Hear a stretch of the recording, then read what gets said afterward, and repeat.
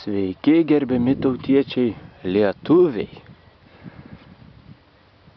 Su didelė meilė ir pagarba mūsų žemei, Lietuvai,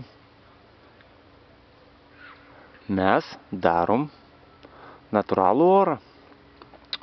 Ir tai mes galim daryti labai paprastai. Atvirkščiai nei daugelis mano, kad viskas šiame gyvenime yra labai sudėtinga. Tad mes jums rodom pavyzdį, kaip tai lengva. Nori turėti žydrą dangų? Štai tokį. Saulutė šviečia. Ten kažkur toli mato debesis. Kažkur toli.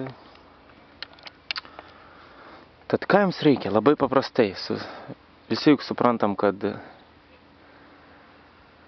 daug žmonių yra pririšti prie sistemos, dirbantis 8 valandas ir daugiau valandų per dieną. Tad neturi laiko geriems darbams. Tad mes siūlom jums labai paprastą būdą, kaip valyti dangų ir daryti natūralų orą aplink save. Minimum 7 kilometrai aplink save spinduliu, maksimum 100 kilometrų. Tad štai jums receptas.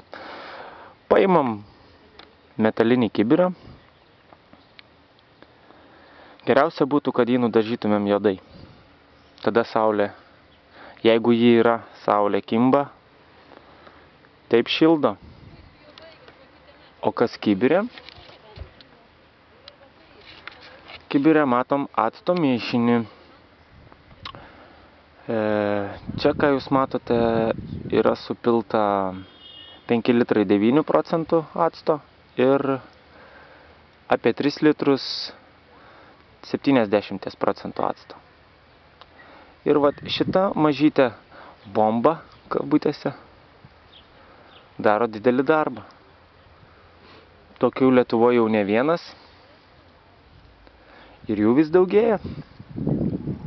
Tad mylėkit savo žemę.